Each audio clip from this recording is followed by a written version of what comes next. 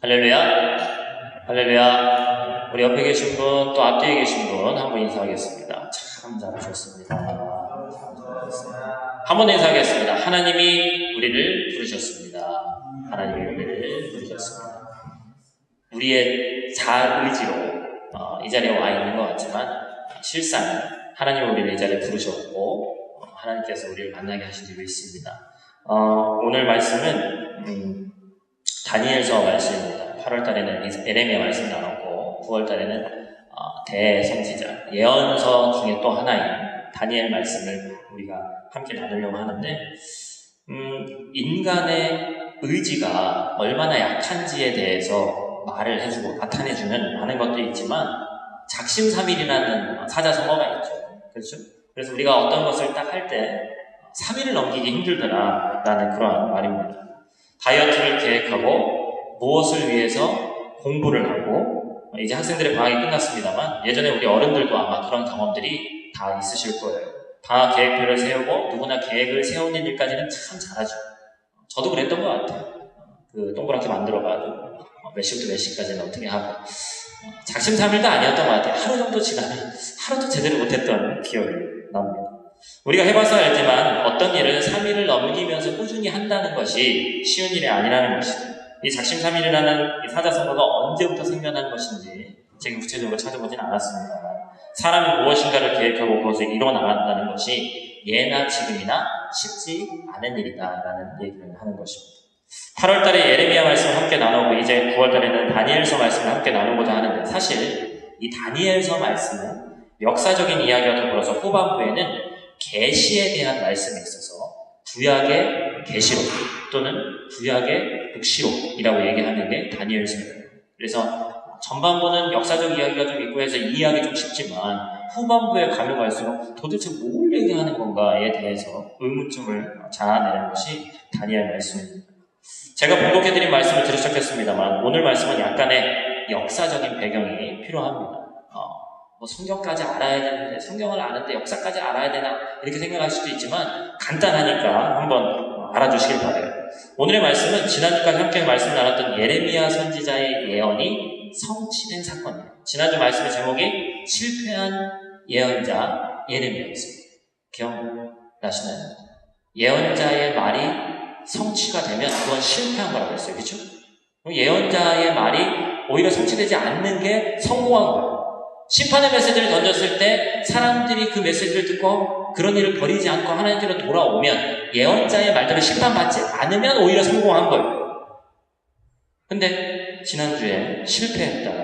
그래서 그것 때문에 이어져 나오는 것이 다니엘 말씀인데 그 예언이 성취된 사건이라는 것이죠. 결국 유다 백성들은 하나님과의 언약을 깨뜨렸고 그 결과 바벨론 제국의 느부갓네살 왕은 유다와 여호와김을 포로로 붙잡았다고 성경은 오늘 본문에서 기록하고 있습니다. 그로 인해서 남유다와 북이스라엘이 있었는데 남유다는 다윗의 자손이거든요.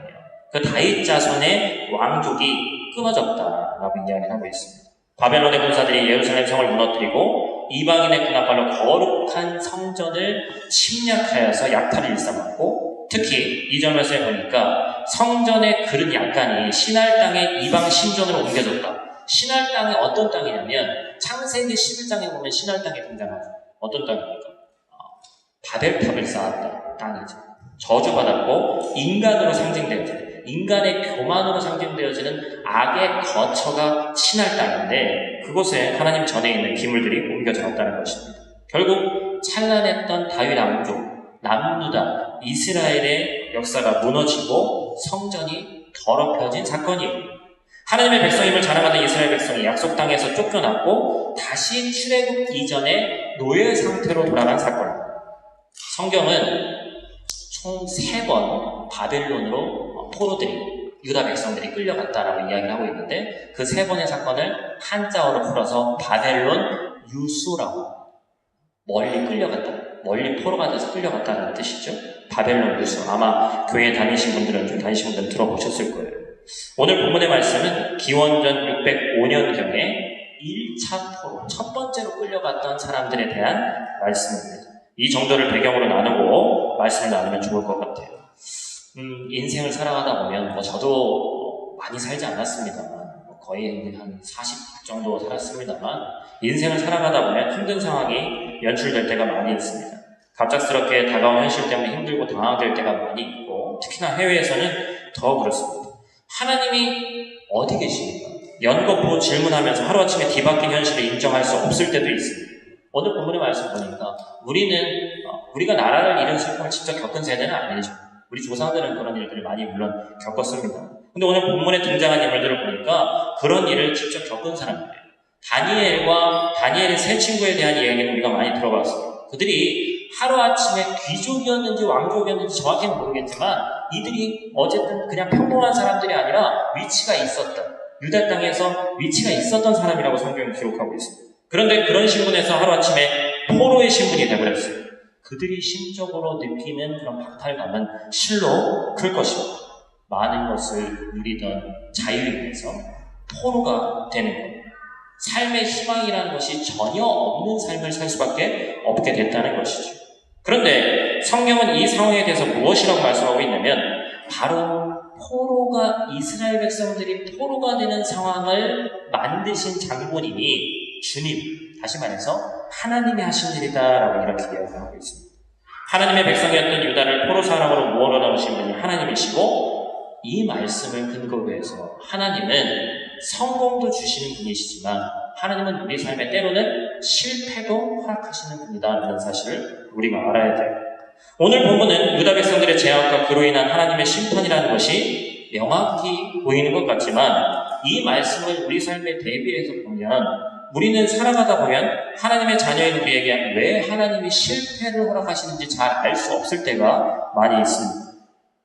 그것은 실패를 주시는 이유가 신비롭게 감춰져 있고 우리의 생각과 지혜로 하나님의 깊은 뜻을 알 수 없다는 표면적인 이유가 있기 때문에 그래요. 하나님이 하시는 일을 인간이 우리가 다 알 수 있다면 사실 말이 안 되겠죠. 그러면 그런 상황 가운데서 진짜 중요한 것이 뭐냐면 바로 실패의 이유가 어디에 있는가가 아니라 실패 가운데 어떻게 반응하느냐가 중요합니다. 우리 삶 가운데 때로 뜬모를 고난과 고통과 환난의 순간이 오는데 실패의 순간들이 오는데 실패의 이유가 어디 있냐가 중요한 게 아니라 이런 실패를 허락하신 이유가 실패 가운데 이 이유가 중요한 게 아니라 내가 어떻게 이 실패에 그리스도인인 교회 다니는 내가 그런 실패와 환난 가운데 어떤 반응으로 나아가느냐가 중요하다는 거예요. 이것은 오늘을 살아가는 우리에게 시사하는 바가 큽니다.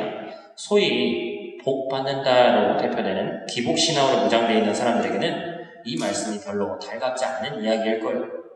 하나님 잘 믿으면 돈도 많이 벌고 하나님 잘 믿으면 병도 안 걸리고 하나님 잘 믿으면 좋은 대학 가고 하나님 잘 믿으면 취업도 잘 되고 탄탄대로를 걷는다고 말하는 이들에게는 전혀 납득되지 않는 말이다라는 거죠. 그런데 중요한 것은 하나님의 자녀를 않았다 할지라도 때로는 이해되지 않는 고난과 고통 가운데 거할 때가 있다는 게 문제예요. 교회만 다니면 다 해결된다라고 저도 목사기 때문에 그런 식으로 논리를 펼쳐서 기복신앙을 얘기하면 좋은 얘기만 하면 선지자들이 고뇌했던 것처럼 그냥 좋은 얘기만 하면 좋을 것 같은데 성경은 그렇게 기록되어 있지 않더라는 거예요. 하나님의 자녀로서 원래 우리가 알던 복을 받아야 할 것 같아요. 다시 말해서 하나님의 자녀가 돈도 많이 벌고 학업의 성취도도 높고 취업도 잘 돼야 될 것 같은 우리가 때로는 그렇지 않는 경우가 더 많아 보이더라는 거예요. 그럼 도대체 우리가 뭐가 복인지를 다시 한번 생각해 봐야 된다는 것이죠. 도대체 성경이 말하고 있는 복은 뭐냐? 우리가 알고 있던 복이 있고 성경이 말하는 복에 대해서 해봐야 됩니다. 오늘 말씀이 중요한 이유는 다니엘과 세 친구가 우리에게 이 측면에 대해서 깊은 묵상을 던져주기 때문에 중요한 말씀입니다. 여러분 다니엘과 세 친구의 본문의 모습을 보십시오. 그들의 원래 자신의 나라 예루살렘 왕궁에서 율법을 배우고 히브리식 이름으로 불리는 것을 고집하지 않았습니다. 원래 이스라엘 땅에 살 때, 유대 땅에 살 때, 예루살렘에 살 때는 히브리 이름으로 불렸고 왕궁과 귀족의 교육을 받았던 사람들일 거예요. 그런데 하루아침에 포로가 되었고 바벨론 왕궁에서 바벨론 학문을 배우고 이방인의 왕을, 이방인의 신을 찬양하는 이름으로 이름이 바뀌어버렸어요. 사람이 이름이 바뀌고 우리도 슬픈 역사가 있기 때문에 잘 알죠. 창씨 계명이라고 하죠. 그 창씨 계명과 단발령 그런 것 때문에 목숨을 바친 우리의 선조들도 많이 있습니다. 뭐 그런 것 때문에 목숨을 바치나라고 생각할 수 있지만 이름이 바뀐다는 것은요, 사람의 근간이 흔들리는 거예요. 이원이라고 부르던 사람이 어느 날 갑자기 낙가무라가 되는 거죠. 이거는 받아들이기 쉽지 않죠. 죽으면 죽었지 그럴 수 없다라고 생각할 수 있는 것입니다. 자기가 아닌 타의로 인해 하나님을 찬양하라라고 이름을 뜻을 갖고 있던 사람이 어느 날 바벨론의 신을 찬양하라라고 이름이 바뀐다면 그것이 순응할 수 있는 일이겠어요? 순응할 수 없는 일이죠. 사람에게 이름이 얼마나 중요합니까? 아마도 자신의 삶을 지우는 듯한 느낌을 받았을 수도 있습니다. 그런데 8절 말씀에 보니까 다니엘이 뜻을 정했다라고 이야기를 하고 있습니다. 그러면서 크게 두 가지를 자신을 데리고 있는 환관장에게 요구를 합니다. 뭡니까? 첫째는 우리들은 왕의 음식을 먹지 않겠다. 두 번째는 포도주를 먹지 않겠다라고 이렇게 선언을 해요. 사실 저희 말씀을 묵상하면서 어떠한 상황 가운데서 난국이 있을 때 그것을 타개하는 것은 다시 뒤집을 날을 꿈꾸면서 체력을 기르는 겁니다. 기본적인 것은 잘 먹어야 되는 거예요. 그래야 훗날을 기약할 수 있는 거예요. 지금 이방 땅에 살면서 포로에게 먹은 걸 주는 것만 해도 감사한 상황인데 자신들이 선발돼서 특별한 왕의 은혜로 왕의 음식 그리고 지금으로 따지면 최상급의 포도주를 주는데 그것을 뜻을 정해서 그걸 먹지 않겠다라고 얘기한다는 거예요. 도대체 이런 발상이 무엇을 근간으로 나오는 것인가? 묵상을 할 수밖에 없는 말씀이라는 것이죠. 그런데 8절 말씀은 제가 몇 번 읽어보고 깊이 묵상을 하니까 이런 깨달음이 오는 거예요. 다니엘의 마음이 조금이나마 이해가 되는 거예요. 뭐가 이해가 되는 겁니까? 다니엘이 뜻을 정했다는 건요, 다니엘 마음에 갈등이 있었다는 거예요. 여러분, 하기 쉬운 일은 뜻을 정할 필요가 없습니다. 그냥 하기 쉬운 일은 그냥 하면 되는 거예요. 하기 어렵기 때문에 마음을 작심을 해야 되는 거고 뜻을 정해야 되는 거예요. 그러나 지금 다니엘이 뜻을 정해서 거부하고 있다는 것은 그 거부하는 내용이 인간적인 눈으로 봤을 때 참으로 매력적이고 매우 갈등의 소지가 있는 것이다. 내가 포로로 끌려왔는데 지금 좋은 기회 아닙니까? 오히려 뽑혀가지고 용모가 수료하고 오히려 다른 나라 언어를 배울 수 있는 기회가 되겠고 맛있는 음식도 먹을 수 있고 원래 여러분 이스라엘 사람들은요 우리처럼 교회 다닌다고 어떤 음주 가무에 대해서 불편함을 느끼는 사람들이 아닙니다. 포도주를 물처럼 먹는 사람들이에요. 그 사람들이 왜 포도주를 거절하겠어요? 우리의 시각으로 생각하면 안 되죠. 교회 다니니까 포도주 안 먹나 보다. 이 개념이 아니란 말이에요. 이스라엘 사람도 포도주 먹습니다. 매력적인 내용이란 말이에요. 그렇기 때문에 갈등이 될 수밖에 없고 심지어 마음을 정하지 않으면 흔들릴 수밖에 없는 내용이기 때문에 그가 마음을 정했던 것입니다. 사실 이것을 거절한다는 것은 죽음을 각오한 일이죠. 다니엘은 표면적으로 모든 것을 바꾸었고 심지어 이름도 바꿨고 그것을 순응하면서 나갔어요. 그런데 표면적으로 어떤 이름이 불리는 것보다 하나님을 찬양한다라는 이름의 뜻을 갖고 있는 사람이 바벨론의 신을 찬양한다라는 이름 불리는 것은 괜찮다는 거예요. 누가 나를 그렇게 불리는 건 괜찮다는 거예요. 그런데 그는 더 중요한 것이 있다는 것을 알았습니다. 바로 가장 중요한 마음과 보이지 않는 것. 내 마음과 뜻을 지키는 것이 더 중요하다는 사실을 알았습니다. 남들이 뭐라고 불리는 건 중요한 것이 아니다라는 것을 알았다는 겁니다. 왕의 음식과 포도주가 왜 다니엘을 더럽히는지에 대한 문제는 여러 가지 신학자들의 학설이 있습니다. 하지만 가장 정확한 학설은 왕의 음식이 이방신전에 드려진 이방신에게 제사로 드려진 음식이기 때문이라는 얘기가 있고 그와 더불어 저는 이 뜻을 정한 다니엘에게서 강력한 의지가 느껴집니다. 어떤 의지입니까? 이것이 만만치 않은 것이구나. 뜻을 정하지 않고서는 넘어갈 수밖에 없는 달콤한 것이구나. 이름 바꾸고 그 나라의 더군다나 왕의 음식을 먹고 마시고 하면 그것을 다 하고 나서도 온전히 하나님을 섬기고 나아가기가 힘들 거라는 것을 다니엘이 알고 있었다는 거예요. 내가 때로는 먹고 싶고 마시고 싶고 하고 싶은 것들이 많이 있는데 그것들을 다 하고서는 하나님 온전히 믿기가 힘들겠구나라는 사실을 다니엘이 안 거예요. 그렇기 때문에 마음을 정할 수밖에 없었다는 것입니다. 많은 사람들이 뭔가 좀 특별하고 특별한 사람을 뭐라고 얘기해야 될까요? 유명한 사람은 돈도 많이 벌겠죠, 그렇죠? 그런 사람들은 원래 날 때부터 특별한 사람이구나 라고 생각하는 경향이 있습니다. 그런데 아시다시피 원래 태어날 때부터, 물론 금수저, 음수저 요즘 그런 얘기를 합니다만, 태어날 때부터 그렇게 특별한 사람이 누가 있겠어요? 그가 무엇인가 특별한 일을 하니까 그 사람을 특별한 사람이라고 칭하는 겁니다. 다니엘과 세 친구, 특히나 오늘 본문의 다니엘이 우리와 무엇이 다를까요? 저는 성경에 나와 있는 인물들이 별로 다르지 않다라고 생각합니다. 여러분, 도리어 천주교는 성자들을 만들기를 좋아하죠. 성인들, 대단한 일을 했습니다. 순교했습니다. 물론 우리랑 다르죠. 그런데 여러분, 그들도 인간입니다. 인간의 3대 욕구가 뭐죠? 식욕, 수면욕, 성욕. 이것에서 자유로운 사람은 아무도 없습니다. 누가 더 거룩하면, 사람이 거룩하면 얼마나 더 거룩하겠어요? 더 뛰어나면 하나님 앞에서 보시기에 얼마나 더 뛰어나겠어요? 도토리 키재기에 불과하다는 겁니다. 성경학자들은 그 당시에 다니엘의 나이를 10대 중후반으로 봅니다. 모르겠어요. 저도 이제 한 40쯤 되어 가니까 그래도 인생을 한 이 정도는 살아야, 물론 저보다 연배가 있을 분들은 목사님 아직도 멀었습니다 라고 생각할 수 있겠습니다만, 그래도 이제 인생을 조금 알까 말까 한 것 같아요. 근데 10대 중후반의 젊은 청소년이 알면 뭘 알겠어요? 하고 싶은 건 얼마나 많겠어요?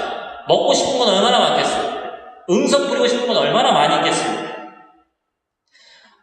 얼마나 가정교육을 잘 받았는지 모르지만, 아니 예루살렘에서 왕실교육을 잘 받았는지 모르지만, 그래서 그들이 이겨낼 수 있는 것이 아니라 절대로 그렇지 않다라는 것이죠. 우리와 똑같은 성정을 가지고 있는 사람일 뿐입니다. 완벽한 사람은 이 땅에 단 한 명도 존재하지 않아요. 안 먹으면 배가 고프고 남들이 다 즐기면 나도 그럴 걸 그랬나 하면서 후회하는 것이 당연한 인간의 성정이다라는 것입니다. 그런데 보십시오. 이렇게 뜻을 정했더니 9절 말씀에 환관장의 반응이 희한한 거예요. 성경은 뭐라고 얘기하고 있습니까? 다니엘이 환관장에게 은혜와 긍휼을 얻었다라고 이야기하고 있습니다. 그 이유는 뭐라고 말하고 있습니까?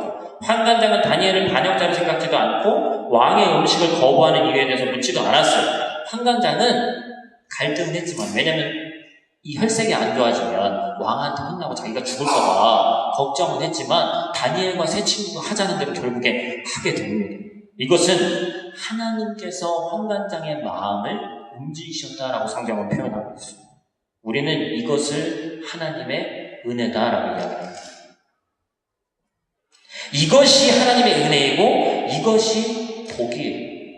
다니엘을 감독하는 자 역시 다니엘이 10일 동안, 열흘 동안 채식만 먹는 시험을 할 수 있도록 허락했어요. 이 역시 하나님이 은혜와 긍휼을 베푸신 결과이고 이 또한 복입니다. 더불어 하나님은 채식만 먹은 다니엘과 소년들의 몸에도 은혜와 긍휼을 베푸셔서 건강한 모습이 되도록 해주셨어요. 사랑하는 성도 여러분, 우리와 비슷한 성정을 가지고 있던 다니엘이 믿음의 사람으로서 우리와 차이를 내는 부분이 바로 이 부분입니다. 엄청난 차이가 아니죠. 그는 표면적으로 바벨론의 느부갓네살 왕의 신하가 된 것 같았고, 후에 다니엘서를 보면 실제로 제국의 2인자의 자리까지 올라가지만, 자신이 진정으로 섬기고 있는 왕이 눈에 보이는 바벨론의 느부갓네살이라는 왕이 아니라 영원한 하나님, 주님의 주, 왕 중의 왕인 하나님이 내 왕이라는 사실을 정확히 알고 있던 사람이었습니다. 하나님은 그런 신앙관이 있어서 뜻을 정하고 목숨을 걸고 자신의 뜻을 정한 다니엘에게 하나님 함께 하셨고, 환난 가운데 이길 힘을 주셨고 지혜를 주셨어요. 이것이 바로 하나님께서 그의 자녀에게 주시는 복인 줄 믿습니다. 환난이 없는 게 복이 아니라 환난 가운데 이길 힘을 주시는 게 복이란 말이에요. 승승장구하는 것이 복입니까? 물질이 차고 넘치는 게 복입니까? 물론 그것이 복이 아니다라고 할 수 없죠. 그러나 확실한 것은 고난이 없고 그의 앞길에 탄탄대로가 열리는 것이 아니라, 혹여 고난과 환난 가운데 거할지라도 그가 뜻을 정하고 하나님 안에 하나님을 바라보기 힘든 상황 가운데서도 하나님을 바라보는 자에게는 하나님께서 특별한 은혜를 주시더라라는 것입니다.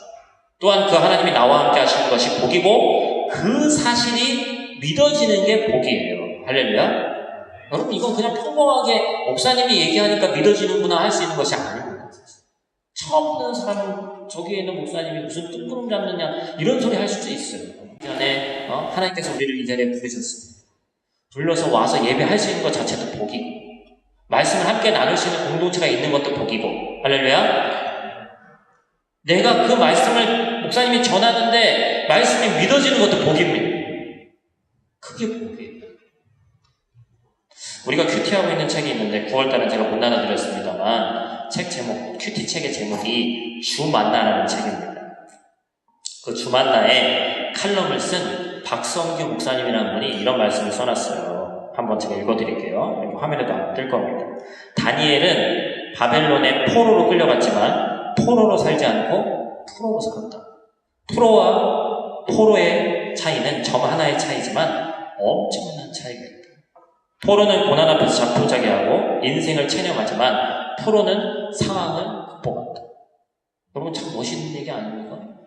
포로하고 프로는 이 점 하나 차이인데 포로로 끌려간 다니엘이 포로로 살고 그냥 주저앉아 있는 것이 아니라 프로로 살았단 말이에요.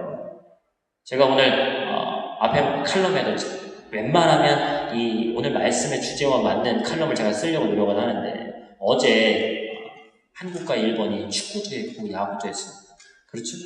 그래가지고 했는데 둘 다 이겼죠? 물론 다른 것도 물론 있었습니다만 그래서 골든데이다, 코리안데이다 해서 네티즌들이 신나가지고 그랬던 걸 봤습니다.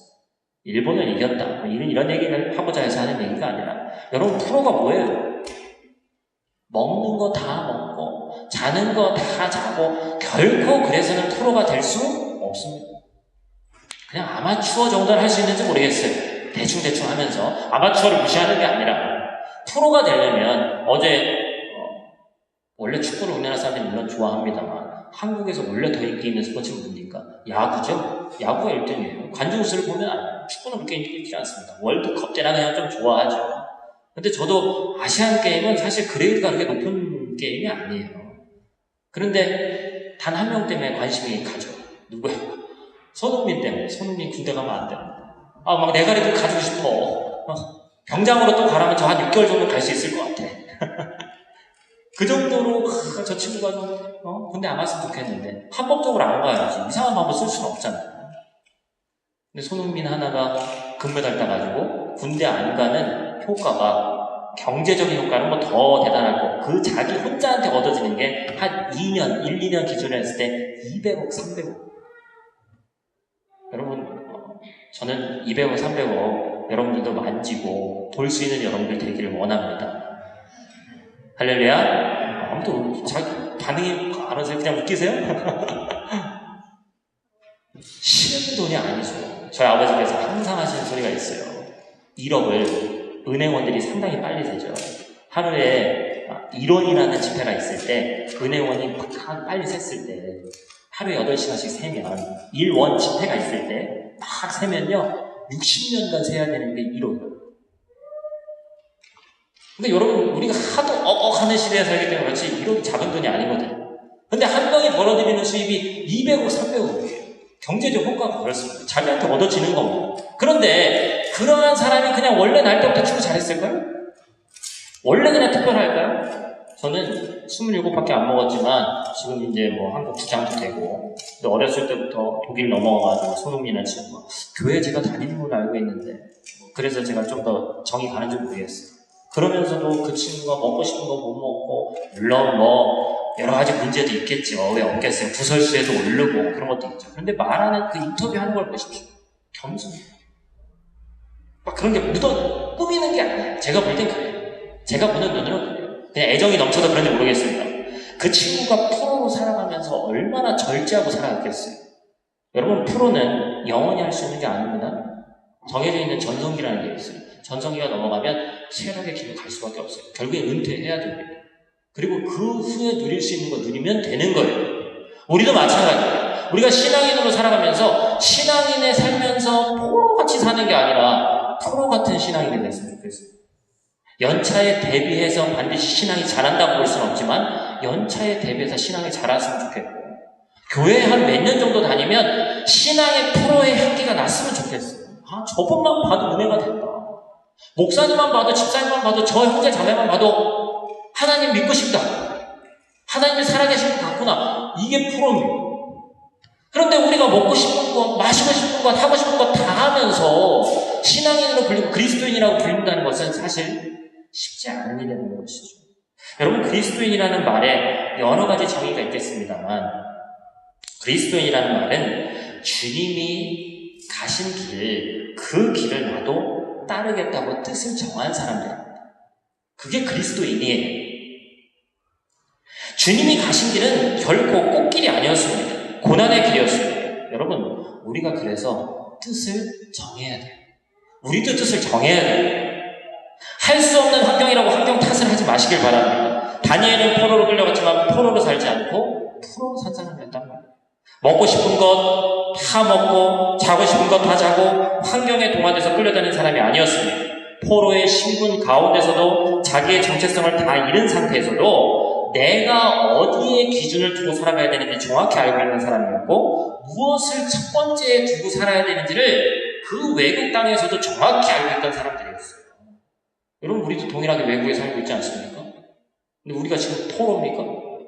우리는 충분히 프로로 살아갈 수 있는 사람들입니다. 그런데 그럼에도 불구하고, 그 좋은 환경에도 불구하고 포로처럼 살아가고 있다면 우리의 삶을 돌아봐야 한다는 것이죠. 그런 사람이 무서운 것은 세상의 법이 아닌 하나님의 법을 우선으로 살다 보니까 세상에서 도리어 더 인정받게 되더라는 거예요. 여러분, 세상의 법이 우위에 있습니까? 하나님의 법이 우위에 있습니까? 하나님의 법이 우위에 있죠. 하나님의 법을 따르다 보면 세상 법 당연히 지키게 되어 있는 거예요. 그런 사람은 당연히 세상 사람들에게도 인정받게 되어 있는 겁니다. 사도 바울은 빌립보서 3장 20절에 뭐라고 이야기하고 있습니까? 그러나 우리의 시민권은 하늘에 있는지. 우리의 시민권이 어디 있다고요? 채권 땅에, 대한민국에 있는 것이 아니라 우리는 믿음의 사람, 하나님의 사람이기 때문에 시민권이 하늘에 있다는 겁니다. 무엇을 우선으로 두고 살아가는지, 진정으로 두려워해야 될 것이 무엇인지, 오늘 짧은 시간이지만 다니엘서 말씀을 통해서 무엇이 복인지를 나눴고, 포로가 아닌 프로같이 산 다니엘의 삶에서 우리는 우리의 주변과 우리의 환경을 탓하던 삶에서 우리의 초점과 시선이 하나님께로 온전히 옮겨지면 그 환경과 상황은 아무것도 아니라는 것을 함께 나눴습니다. 저는 사람인지라 목사지만 사람이에요. 그렇기 때문에 여러분들이 기도 제목 제대로 보내주지도 않고 저에게 말해주시지 않으면 여러분들이 어떤 고난과 환난 가운데 있는지 다 알지 못합니다. 안색이나 여러분들, 이제 우리 교회가 지금 크지 않으니까 딱 이렇게 눈빛을 봤을 때 제 눈이 작기 때문에 유리하죠. 여러분들을 봤을 때 어디를 보는지 잘 모르실 수 있는데 자매가, 저 형제가 좀 힘든 일이 있나, 그런 걸 좀 느껴질 때는 있어요. 근데 정확히 속속들이 다 알 수는 없죠. 그런데 여러분, 우리의 왕이신 하나님, 우리의 머리털까지 세시는 하나님은 여러분의 그 마음까지도 다 아시는 줄 믿습니다. 그렇기 때문에 우리가 그 하나님에게 솔직하게 나아가야 되고, 내 안에 있는 것들을 다 끄집어서 내어놓아야 돼요. 그리고 어떠한 순간에도 하나님이 잡으신 그 손을 놓지 않아야 돼요. 내 모든 고난을 내어놓고 우리의 주권자이신 하나님 품 안에서 평안하기를 우리가 노력해야 돼요. 학생들 또는 어린 친구들, 또 이번 주죠. 이번 주부터 이제 개학을 해서 또 학교에 가는 지체들도 있고, 또 여러 가지 일들이 어떻게 보면 후반기, 방학 끝나고 새롭게 시작되는 지체들이 많이 있습니다. 여러분, 9월이 됐으니까 제가 1년에 한 3번 정도 마음을 정할 수 있는 시기가 있다고 제가 말씀드렸어요. 1월. 1학기 시작하는, 우리 개념으로 1학기 시작하는 3월. 그리고 이제 하반기, 진짜 얼마 남지 않은 9월. 이 즈음에서 여러분들 한번 뜻을 정하시길 바랍니다. 내가 무엇을 우선으로 두고 살아가야 되는 사람인지, 어디에 우리의 시민권이 있는 사람인지, 그것을 다시 한번 생각하셔서 한 주간 하나님의 말씀으로 평안한 삶에 거하시기를 주님의 이름으로 축원을 드립니다. 우리 잘 함께 찬양하면서 준비하신 예물 정성껏 하나님께 드리도록 하겠습니다.